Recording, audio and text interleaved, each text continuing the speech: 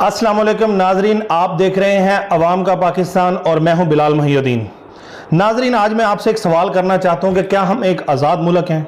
क्योंकि हमें बचपन से यही बात बताई गई है कि हमारे बुजुर्गों ने बेशुमार कुर्बानियां देकर इस मुल्क को आज़ाद करवाया। तो मेरा सवाल आपसे यह है कि यह किस किस्म की आज़ादी है कि जहां पर एक आम पाकिस्तानी अपनी मर्जी से ज़िंदगी नहीं गुजार सकता, जहां पर एक आम पाकिस्तानी अपनी मर्जी से अपने ऊपर कोई हुक्मरान नहीं ला सकता? तो फिर ये कहां की आज़ादी है और कैसी आज़ादी है? आप लोगों ने देखा कि पाकिस्तान में किस तरह एक चलती हुई हुकूमत को एक रजीम चेंज के जरिए उतारा गया और हमारे ऊपर एक इंपोर्टेड हुकूमत मुसल्लत कर दी गई।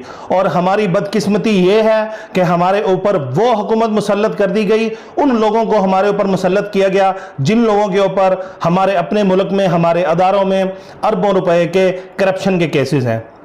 यानी ये किस किस्म का आज़ाद मुल्क है कि आपको रजीम चेंज के बाद भी वही लोग मिले कि जिन लोगों ने 35 साल से इस मुल्क को खाया है, इस मुल्क को लूटा है, आपने दोबारा उन्हीं लोगों को केसों के बावजूद हमारे ऊपर मुसल्लत कर दिया।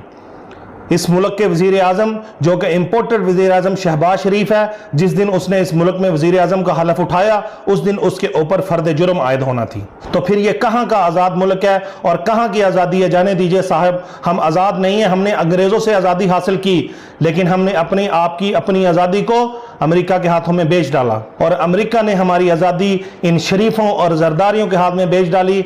हम सालों से इनके गुलाम हैं और अगर हमने अपनी रवश तब्दील ना की तो हम कल इनके बच्चों की गुलामी भी करेंगे। मैं सारी उम्र यह बात बताई गई कि हमारा मुल्क एक गरीब मुल्क है, हमारे मुल्क में तरक्याती काम इतने ज़्यादा नहीं हो सकते क्योंकि हमारे मुल्क के ऊपर कर्जा है। लेकिन जैसे ये इंपोर्टेड भिखारियों की हुकूमत हमारे ऊपर नाजिल कर दी गई है, हमने भी देखा और आपने भी देखा कि किस तरह इस मुल्क के सहाफ़ियों को जो है वो अफ्तारियां करवाई गई हैं वज़ीर आज़म हाउस में, और एक एक अफ्तारी का 85 लाख रुपए जो है वो बिल बने।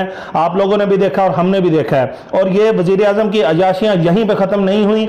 बादशाह सलामत ने अभी सऊदी अरब के दौरे के ऊपर जाना है और बादशाह सलामत ने सऊदी अरब के दौरे पर जाने के लिए PIA को बोला है कि उनका बोइंग 777 तैयारा बादशाह सलामत को स्टैंड बाय के ऊपर चाहिए।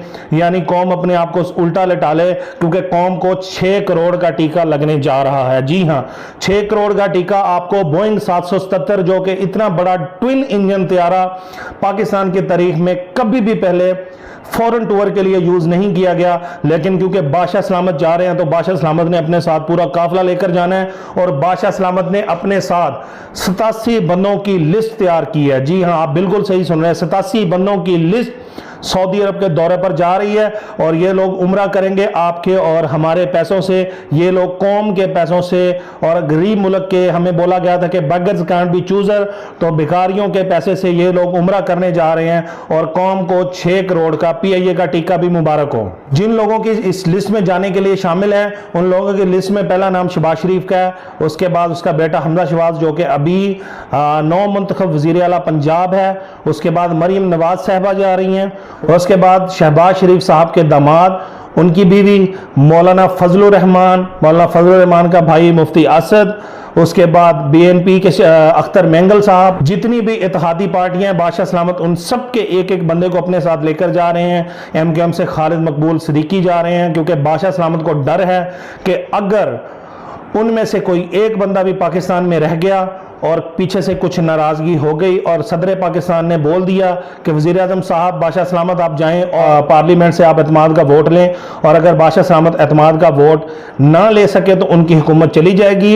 लिहाजा बादशाह सलामत को पाकिस्तान से ज़्यादा अपनी हुकूमत अजीज़ है, तो वो तमाम हुकूमती नुमाइंदों को अपने साथ लेकर जा रहे हैं। इमरान खान को ये लोग अयाशियों का ताना देने वाले, इमरान खान के ऊपर इन्होंने इल्ज़ाम लगा दिया कि इमरान खान ने सरकारी हेलीकॉप्टर इस्तेमाल किया बनी गाला से वज़ीर आज़म हाउस और वज़ीर आज़म हाउस से बनी गाला जाने के लिए, और इन्होंने 1 अरब का बिल बनाकर कौम के सामने पेश कर दिया। तो मैं इनसे सवाल पूछता हूं कि आज ये किस मुंह से कौम का तैयारा लेकर, स्पेशल बोइंग 777 लेकर ये लोग जद्दा उम्रा के लिए जा रहे हैं? किस मुंह से ये लोग जा रहे हैं? ये तो बोलते थे गरीब मुल्क है, तो क्या गरीब मुल्क की अशराफिया इस तरह अयाशियां करती हैं? इनकी अयाशियां तो खत्म होने का नाम ही नहीं ले रही हैं। तो फिर मैं कहां से मान लूं कि मेरा मुल्क गरीब है? मेरा मुल्क गरीब नहीं है, बल्कि मेरे मुल्क को इस तरह की गंदी अशराफिया ने गरीब किया है। और पाकिस्तानियों, मुझे इनसे इतना गिला नहीं है, इतना गिला हमसे है क्योंकि हमारा कसूर है। हमने इन लोगों को यहां तक पहुंचाया। हम बार बार इन लोगों को मौका देते हैं, ये लोग बार बार हमारे ऊपर मुसल्लत होते हैं और हमारे मुल्क की मईशत का बेड़ा गर्क कर दिया इन्होंने। और इसमें इतना कसूर इनका नहीं है जितना आपका और मेरा है। इन लोगों को बुरा भला कहने से पहले क्या हम अपने गिरेबान नहीं देखेंगे कि हम क्या करते हैं? मेरे मुल्क का सराइकी अगर किसी को वोट डालता है तो वो अपने सराइकी को ये सोचकर डालता है कि ये मेरा सराइकी है। अगर पंजाबी है तो वो पंजाबी को ही वोट डालेगा, वो कहेगा कि ये मेरा पंजाबी है। अगर कोई उर्दू बोलने वाला है तो वो उर्दू बोलने वाले को वोट डालेगा। अगर कोई मुहाजिर है तो वो मुहाजिर को वोट डालेगा। हम लोग नजरिए के ऊपर नहीं बल्कि अपने पर्सनल ताल्लुक वास्ते के ऊपर हम लोग इन लोगों को वोट देकर अपने ऊपर मुसल्लत करते हैं। ये दुनिया के जाहल तरीन लोग होते हैं, जाकर असेंबलियों में बैठते हैं और फिर हमारा वही हाल होता है। फिर हम सारी जिंदगी रोते हैं कि कभी पेट्रोल महंगा हो गया, कभी दालें महंगी होगी, कभी ये हो गया, कभी वो हो गया। जब हम लोगों ने मेरिट के ऊपर सिलेक्शन नहीं करनी है तो फिर हम क्यों इन लोगों को गिला करें? इन लोगों का तो गिला बनता ही नहीं है। अगर हम गैरतमंद कौम हैं तो हम उठें और उठा के इनको गटरों के डब्बे के अंदर फेंकें, लेकिन हम ये काम नहीं करेंगे क्योंकि हमारे अपने बहुत सारे मफादात इनके साथ वाबस्ता हैं। जब हमारे अपने मफादात वाबस्ता हैं तो फिर हम इनको क्यों गुनाहगार बोलें, हम इनको क्यों गिला करें? सबसे बड़े कसूरवार हम हैं। खैर, बात दूसरी तरफ निकल गई तो वज़ीर आज़म साहब ने, जो इम्पोर्टेड वज़ीर आज़म है, उन्होंने इतना बड़ा काफ़िला अपने साथ इकट्ठा किया है। अब ये बात आप लोगों ने सोचनी है, आप लोगों ने डिसाइड करना है कि ये एक बेकारी मुल्क जिसको ये बोलते हैं कि बेकारी है, बेगर्स कांट बी चूज़र, क्या बेकारी मुल्कों के वज़राए आज़म इस तरह दौरे पे जाते हैं, इस तरह कौम को चूना लगाकर इतनी बड़ी काबीना के साथ जाते हैं, या वो इमरान खान की तरह जाते हैं कि उन्होंने PIA से त्यारे का पूछा, अपने दौर में उन्होंने त्यारे का पूछा, जब उनको पता चला कि ये बहुत महंगा पड़ रहा है तो वो छोटे त्यारे पर ही दौरे के ऊपर गए और उनके साथ बिल्कुल मुख्तसर सी काबीना होती थी। और यहाँ पर बादशाह सलामत की अयाशियाँ अरूज पे हैं। तो फिर मैं ये बात नहीं मानता कि हम आज़ाद मुल्क हैं, मैं ये बात नहीं मानता कि हम गरीब मुल्क हैं।